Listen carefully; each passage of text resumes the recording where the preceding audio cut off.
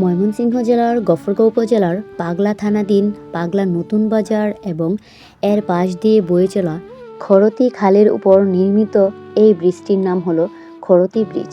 স্থানীয় যোগাযোগ ও অর্থনৈতিক উন্নয়নে একটি গুরুত্বপূর্ণ ভূমিকা পালন করে আসছে বহুকাল ধরে এই ব্রিজটি।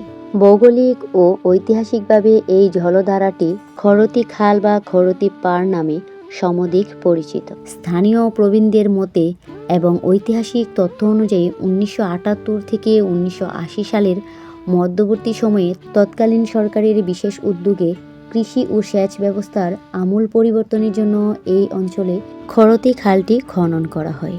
এই খনন কাজের মূল উদ্দেশ্য ছিল বর্ষার অতিরিক্ত পানি নিষ্কাশন এবং শুষ্ক মৌসুমে এই অঞ্চলের বিশাল কৃষিজমিতে সেচ সুবিধা পৌঁছে দেওয়া।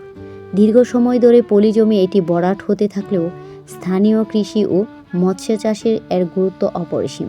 খরতী এই ব্রিজটি কেবল ইটপাথরের কাঠামো নয়, এটি মূলত 1970 এর দশকের শেষের দিকে খনন করা ঐতিহাসিক খরতী খালের উপর নির্মিত এমনই এক সেতু যা গফরগাঁওয়ের পাগলা অঞ্চলের গ্রামীণ অর্থনৈতিক ও সামাজিক যোগাযোগের চিত্র পুরোপুরি বদলে দিয়েছে। আপনারা কে কে পাগলার এই খরতী ব্রিজটি চিনেন অবশ্যই কমেন্ট বক্সে জানাবেন। আর ভিডিওটি ভালো লাগলে একটি শেয়ার দিবেন। ধন্যবাদ। আল্লাহ হাফেজ।